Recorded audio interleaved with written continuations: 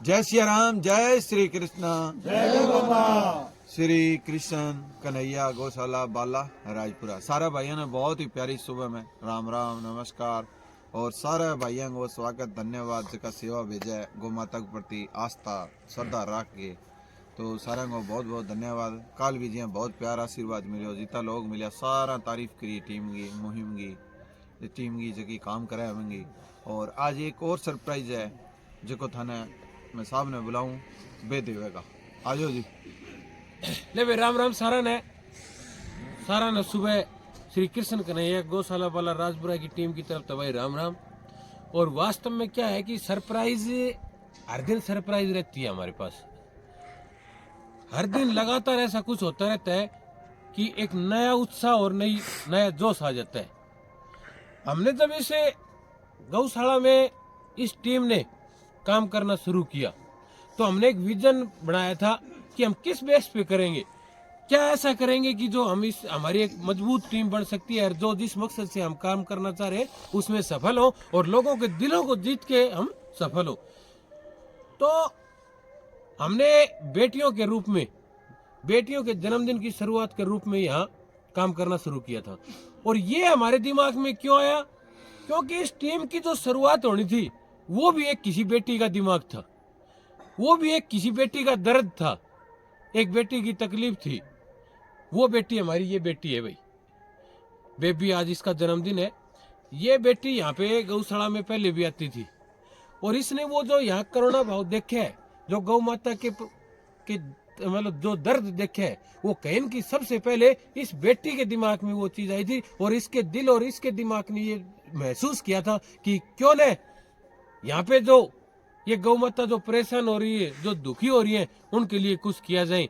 और ये बात इन्होंने फर्स्ट टाइम रखी शोचन जी के सामने, और शोचन जी ने जब हमारे सामने रखी तो कहीं न कहीं वहां से ये टीम तैयार हुई थी। इस बेटी का सबसे ज्यादा धन्यवाद करना चाहता हूँ। और आज इस प्यारी सी बेटी का जन्मदिन है, पूरी टीम की तरफ से जन्मदिन की बहुत बहुत शुभकामनाएं, बहुत बहुत बधाई हो। और अब भी ये सबसे प्यारी बेटी को जन्मदिन की शुभकामनाएं, क्योंकि यह अपनी उपस्थिति से हर दिन हमारे यहाँ इस टीम को एक नई ऊर्जा भी देती है और उज्जवल भी बनाती है। आपको बहुत बहुत प्यार, शुभ आशीर्वाद है। और वास्तव में ऐसी बेटी, कहते हैं कि पहले एक कहावत थी, बेटियां बोझ होती हैं। अगर हर घर में ऐसी बेटी हो, ऐसी सोच वाली बेटी हो ना, तो वो खुशकिस्मत होता है कि जिस घर में ऐसी बेटियां होती हैं। इस उम्र में बच्चे को शिक्षा के लिए मतलब शिक्षा की तरफ ध्यान रखना चाहिए, ये सत्य बात है। लेकिन कोई भी चीज होती है हमारी, अगर शिक्षा के साथ साथ या कोई भी और घर के काम के साथ साथ अगर उससे आस्था को जोड़ दिया जाए ना, तो मंजिल आसान हो जाती है। वो बेटी भी यही कर रही है। मैं आपको बताता हूँ, बहुत ही इंटेलिजेंट भी है ये बेटी। आज कोई भी स्टूडेंट लाइफ में आलस्य और बहाना, ये दो चीज अगर स्टूडेंट की लाइफ में आ जाते हैं तो वो कामयाब नहीं हो सकता। हम अपने घरों में देखते हैं बच्चियों को, सुबह अगर उसको माँ अगर काम की कह देती है भाई ये काम करना, तो उसका बहाना ये होता है कि मैं पढ़ रही हूँ, मैं तैयारी कर रही हूँ। अगर कोई भी धार्मिक चीजों में उसको जोड़े थे कि मैं अभी तैयारी कर रही हूँ, अभी मेरा पढ़ने का समय। लेकिन ये वो बेटी है जो घर में सुबह उठ के माँ का हाथ भी बटाती है काम में, और यहाँ गौशाला में हमारी टीम को भी सहयोग देती है। तो ये एक मतलब कोई भी आदमी होना, उसका एक अपना अगर शेड्यूल बना के चले तो हर काम संभव है। ये जरूरी नहीं है कि भाई आप स्टूडेंट लाइफ में तो बस पढ़ने की तैयारी करनी और कुछ करना ही नहीं। आप कोई भी काम करते हो, किसी प्रकार का भी काम करते हो, उसको धार्मिक आस्थाओं से जरूर जोड़ो। कोई भी काम में अगर जिसमें धार्मिक आस्था जुड़ जाती है तो निश्चित रूप से मैं कह सकता हूँ, और सभी जितने भी स्टूडेंट है जो तैयारी कर रहे हैं बच्चे, ये सच बात है कि इस उम्र में बच्चे को शिक्षा की तरफ ध्यान देना चाहिए, बच्चे को अच्छे संस्कार लेना चाहिए, लेकिन कहीं न कहीं धार्मिक आस्थाओं से जरूर जुड़ना चाहिए। और हमारी बेटी ये काम कर रही है, इसको ढेर सारी बधाई है और शुभ आशीर्वाद है। आज दो ये शब्द हमारी बेटी भी रखना चाहेगी, तो मैं इससे भी रिक्वेस्ट करूंगा। चल बेटा। थैंक यू अंकल जी। शाबाश। जय श्री राधे कृष्ण। आज मेरा जन्मदिन है, इसलिए मैं आपसे कुछ कहना चाहती हूँ। हमेशा आप मेरे पापा से मिलते हो, मैं श्री शोचन जी से इनकी बेटी हूँ। मेरी सिर्फ इतनी पहचान है। मेरे बारे में जो अंकल जी ने बताया है, जो भी कुछ हूँ, वो सिर्फ और सिर्फ मेरे पापा की बदौलत है। मेरे पापा जी और मेरे निहाल चंद ताऊ जी ने आज मुझे यहाँ पे लाके खड़ा किया है। मेरे पापा की सोच इतनी बड़ी है, उन्होंने कभी भी बेटा और बेटी में फ़र्क नहीं किया। उन्होंने ये नहीं बोला कि बेटियाँ बोझ होती है, हमेशा मेरे भाई से मेरे को आगे रखा है। हमेशा ये बोला है कि अपनी मेहनत से आगे आओ, कभी किसी के सहारे से मत आगे आना। अगर आपको किसी चीज़ की कमी है ना, ऐसा फील होता है मुझे चाहिए, तो खुद कमा के मेहनत करके उसको कमाना सीखो, उसको हासिल करो। किसी से भीख मत मांगो कि ये दिलवाएगा वो दिलवाएगा। अपनी मेहनत पे अपने आप खड़े हो, किसी का सहारा मतलब सहारा लोगे वो आपकी बैसाखियाँ बन जाएंगे। अपने आप आगे आओ, आपके पास कुछ नहीं है तो उसको पाने के लिए कोशिश करो। मेरी गौशाला में हम आते थे 7-8 साल पहले, पापा जी, राजू भैया, जियालाल भैया और भी आते थे। तो उस टाइम मैंने ना गौशाला में देखा था, गौ माता कीचड़ में खड़ी रहती थी, सर्दी में, गर्मी में, धूप में खड़ी रहती थी। हमेशा इनकी आंखों में ना आंसू ही दिखते थे जब भी हम आते थे। एक रोटी अगर हम लेके आते थे ना, उसके लिए इतनी भीड़ होती थी। जो छोटी थे ना, छोटी बच्चियां थी, वो बीच में कुचल दी जाती थी। और अगर किसी गौ माता को कोई बीमारी हो गई, अगर वो बीमारी से ग्रस्त हो गई तो उसको प्राण ही देने पड़ते थे, उनका कोई इलाज करने वाला नहीं था। उस टाइम देख के ना बहुत दुख होता था। भगवान श्री कृष्ण से यही उम्मीद लगाई थी कि भगवान जी गौ माता के लिए कुछ करना, हम अकेले तो कुछ नहीं कर सकते, आप कुछ करना, राह दिखाना कि इनकी जो आंखों के आंसू है वो सूख सकें। भगवान शायद इसीलिए भगवान कृष्ण की कृपा है कि उसके बाद वीरेंद्र अंकल जी, आप सब सारी टीम धीरे धीरे साथ में जुड़ने लगे और उन्होंने यहाँ तक ये मुकाम हासिल किया है। मेरे जन्मदिन पे मुझे ये गिफ्ट मिला है कि मेरी उस दिन की जो विश थी वो आज पूरी हुई है। आज वही दिन है। आज गौ माता की आंख में कभी भी आंसू नहीं देखा मैंने। सारी गौ माता ये नहीं कि वो भूख के लिए तरस रही है, खाने के लिए तरस रही है, उनके लिए हरा चारा, रहने की व्यवस्था बहुत अच्छी है। वो हमेशा गौ माता का चेहरा आप देख के ऐसे लगता है जैसे वो खुश है, हमारे साथ खुश है, अपना आशीर्वाद दे रही है। जब भी ना हमें कोई जिम्मेदारी देता है ना, तो हमसे उम्मीद लगाता है कि ये मेरी जिम्मेदारी दी हुई बखूबी निभाएगा। भगवान ने भी अपना एक अनमोल रतन अपने हाथों में दिया है। उन्होंने मनुष्य के हाथ में अपना ये रतन गौ माता ही छोड़ा था, तो वो हमसे उम्मीद करते हैं कि हम उनके रतन को संभाल के रखें। तो हमारा भी फर्ज बनती वो आज पूरी हुई है। आज वही दिन है। आज गौ माता की आंख में कभी भी आंसू नहीं देखा मैंने। सारी गौ माता ये नहीं कि वो भूख के लिए तरस रही है, खाने के लिए तरस रही है, उनके लिए हरा चारा, रहने की व्यवस्था बहुत अच्छी है। वो हमेशा गौ माता का चेहरा आप देख के ऐसे लगता है जैसे वो खुश है, हमारे साथ खुश है, अपना आशीर्वाद दे रही है।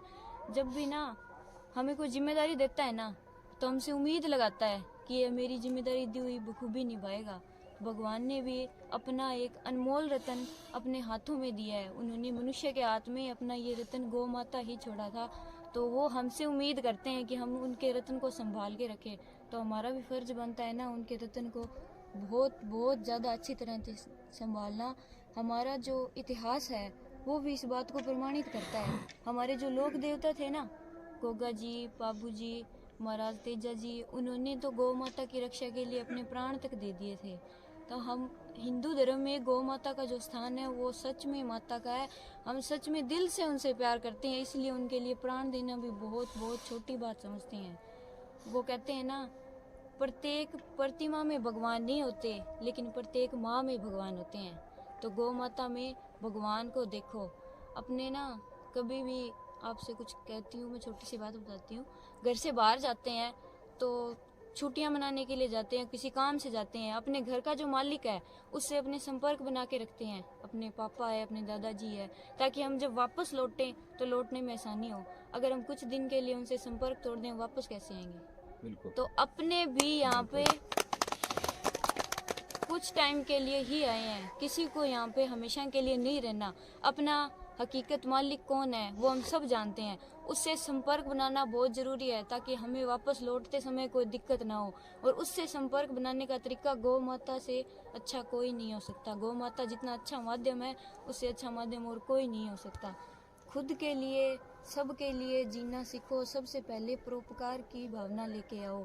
बेजुबान बेसहारा की आप मदद करोगे ना, तो आपको इतनी खुशियाँ मिलेगी ना, आप संभाल नहीं पाओगे। जब हम मंदिर जाते हैं ना, तो भगवान खुश होते हैं। अगर किसी बेसहारा, ज़रूरतमंद, बेजुबान की मदद करते हैं ना, भगवान चल के आपके घर आते हैं। बिल्कुल। आप ना, भगवान श्री कृष्ण ने एक बात बोली है, श्री भागवत गीता में, तुलसी जी को वृक्ष, गौ माता को पशु और माता पिता को मनुष्य मत समझना। ये तीनों भगवान के रूप होते हैं। जो इनको समझ सकता है वो समझो। भगवान कभी स्वयं धरती पे उतर के नहीं आए और नहीं आएंगे। वो अपने किसी न किसी स्वरूप में हमारे साथ होते हैं। अपने माता पिता का, गौ माता का दिल मत दुखाना, इनको खुश रखना। आपकी ज़िंदगी में वैसे ही खुशियाँ बहुत सारी बढ़ जाएंगी। आपसे मेरी एक निवेदन, एक अपील है कि आपके आसपास जो भी गौशाला है, कोई भी गौ माता आवारा घूमती है बाजार में, शहर में, गांव में, उनको प्लीज़ गौशाला तक पहुंचाएं। उनको खाने के लिए तरसना ना पड़े, वो नालियों में या वहाँ ना घूमे खाने के लिए, हरे चारे के लिए। यहाँ पे गौशाला में ना आप एक दिन जरूर आना। अगर आपको मेरी कही हुई कोई भी बात अच्छी लगी हो तो एक बार जरूर आना, यहाँ पे आके देखना। यहाँ पे ये जो बुआ जी है ना, ये इनका पोता भी इनके साथ आता है। इनकी एज आप सोच सकते हो कितनी होगी, लेकिन फिर भी ये सुबह उठ के आते हैं, अपने हाथ से गोबर उठाते हैं। जब ये इतनी एज में इतनी सेवा कर सकते हैं तो हम अपने आप को जवान बुलाते हैं, हम क्यों नहीं कर सकते। एक बार आप गौशाला में जरूर आना। और आप ये सोचते होंगे कि यहाँ पे लड़कियों के लिए, माता बहनों के लिए आने के लिए कोई माहौल नहीं है। बिल्कुल पारिवारिक माहौल है। सभी हमारे भाई बंधु है, यहाँ पे सभी आ सकते हैं, वृद्ध से लेके बच्चे तक। आपसे निवेदन है एक बार जरूर आना। Thank you. बहुत बढ़िया, बहुत बढ़िया, बहुत बहुत धन्यवाद। वास्तव में आज इस बिटिया ने, मैं तो सोच भी नहीं सकता कि इतनी गहरी बात बोल दी है। इनके शब्दों में जो अगर कोई समझ सकता है, जो इस वीडियो को देखेगा, वीडियो पूरी सुनने के बाद में इस पर मंथन करना कि वास्तव में ये एक छोटी सी बेटी, इसके विचार कितने बड़े हैं। और मैं पहले भी कहा था कि अगर हर घर में ऐसी बेटियां हो तो हर बाप फख्र कर सकता है। मैं आपको एक बात बताना चाहता हूं कि आजकल एक बाप के माथे के ऊपर चिंता सबसे ज्यादा होती है जब घर में बेटी होती है और वो बेटी जवान होती है। लेकिन मैं कह सकता हूँ ऐसी बेटी अगर जिस घर में होती है वो बाप फख्र से चल सकता है। और मैं आज इस बेटी के जन्मदिन के माध्यम पे ये कहना चाहता हूँ, जो हमारी बेटी है, जो आज हमारी जो ये हिंदुस्तान में संस्कृति चेंज होगी, संस्कृति थोड़े थोड़े ये अपने फोन चल गए, फोनों के ऊपर अपने को एक आगे ले जाने के लिए, प्रदर्शित करने के लिए जो सिस्टम चला रखा है, हमारी उन बेटियों को भी कहना चाहता हूं कि इसके ऊपर ध्यान देना चाहिए। अगर प्रसिद्ध होना है, यूट्यूबर बनना है, ब्लॉगर बनना है तो ऐसे बनो। बेटियों के लिए कोई रोक नहीं है कि बेटी फोन ना चलाए, कि बेटी फोन ना देखे। बेटी फोन भी रखे, बेटी फोन भी चलाए।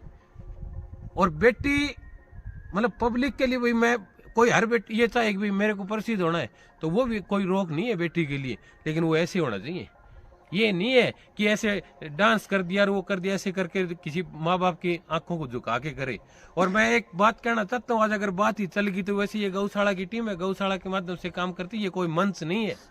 मैं उन बेटियों से कहना चाहता हूँ कि एक बाप से ज्यादा प्यार इस दुनिया में कोई नहीं कर सकता। एक बाप जितना एक बेटी को प्यार कर सकता है ना, कोई भी इस दुनिया की कोई ताकत नहीं है जो एक बाप से बढ़ के कोई प्यार कर देगा। तो कभी अगर ऐसा मौका मिले और कभी कोई मंच मिले तो उस टाइम बात करने का मेरा मन था। बहुत दिन से मेरे दिल में थी ये बातें, लेकिन आज इस गौशाला में थोड़ा ठीक नहीं ये बात। फिर भी इस बेटी का जन्मदिन है, तब ये थोड़ा भावुकता में मैंने ये बात कह दिया कि वास्तव में हर बेटी से मैं एक निवेदन करना चाहता हूँ कि पूरी दुनिया से लड़ सकता है एक बाप।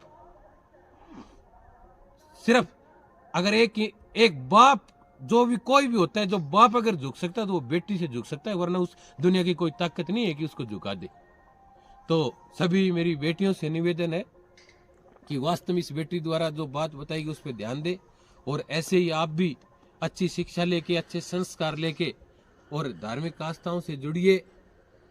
आपका बहुत बहुत धन्यवाद है आज इस हमारी गुड़िया के जन्मदिन के ऊपर भाई।